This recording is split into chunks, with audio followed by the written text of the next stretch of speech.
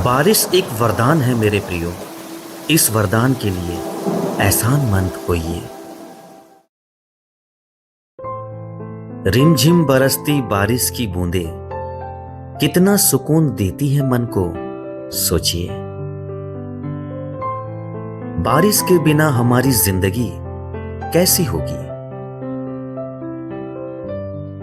माना कि बहुत ज्यादा बारिश भी ठीक नहीं है, इससे बाढ़ का खतरा हो सकता है।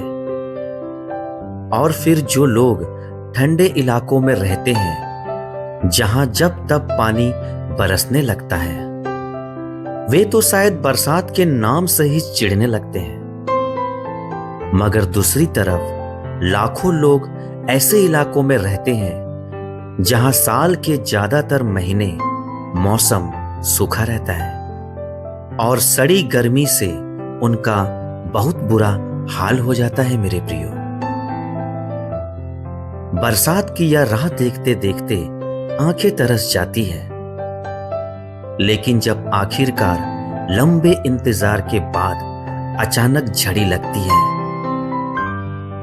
तो टप टप करती बूंदे मन को कितना तरोताजा करती है। जी हां मेरे प्रियो, पवित्र शास्त्र बाइबल में इन इलाकों का जिक्र है। वहां की जमीन भी तपतपी गर्मी से राहत पाने का बेचैनी से इंतजार करती है। मसलन एशिया माइनर का अंदरूनी इलाका, जहां आज तुर्की देश है। प्राचीन समय में प्रेरित पौलुस ने इस इलाके में प्रचार किया था। वहां लुकाउनिया नाम के एक प्रांत में उसने लोगों से कहा, परमेश्वर ने अपने आप को बेगवाह न छोड़ा, किंतु वह भलाई करता रहा और आकाश से वर्षा और फलवंत ऋतु देकर तुम्हारे मन को भोजन और आनंद से भरता रहा।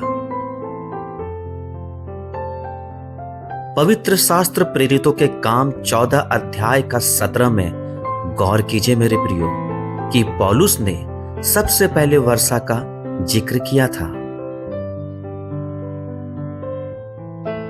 क्योंकि इसके बिना ना जमीन पर कुछ उग सकता था, ना ही फलवंत ऋतु आ सकते थे।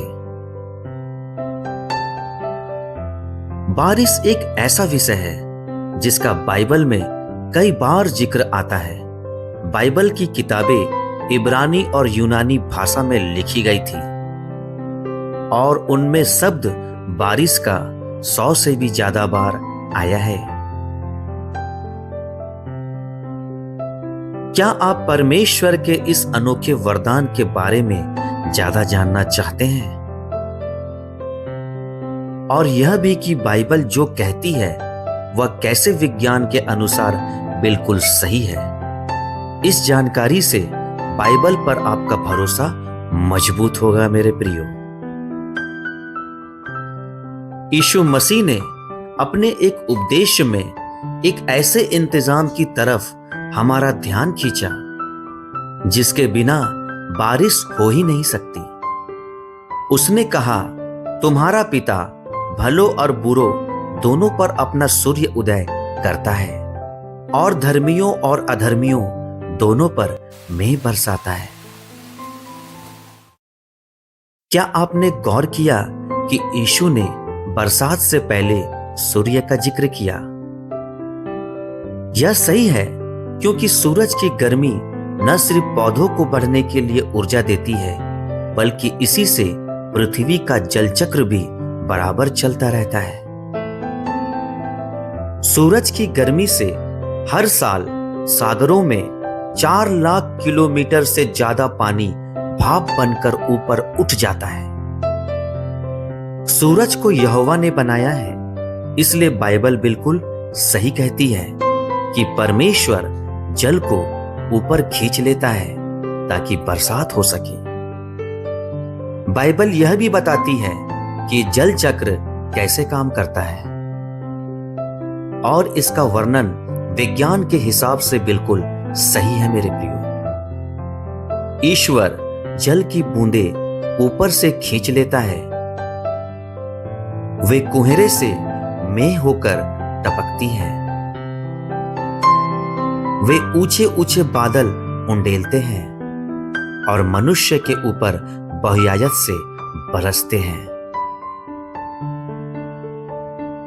कौन है जो बुद्धि को बादलों में गिन सकता है? और कौन आकाश के कुप्पों को उंडेल सकता है?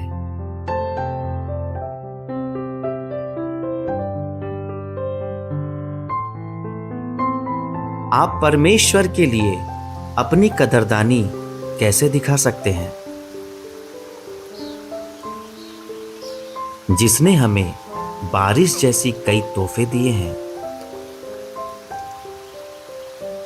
उसके वचन बाइबल का अध्ययन कीजिए और आप जो सीखते हैं उस पर अमल कीजिए मेरे प्रियो। तब आपको उस नई दुनिया में जीने का मौका मिलेगा जो परमेश्वर लाने वाला है।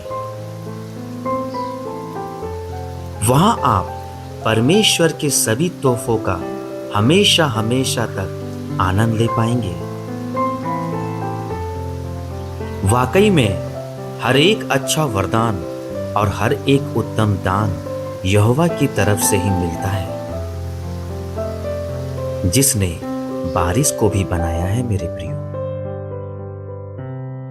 परमेश्वर आप सभी को आशीष दे मेरे प्रियो।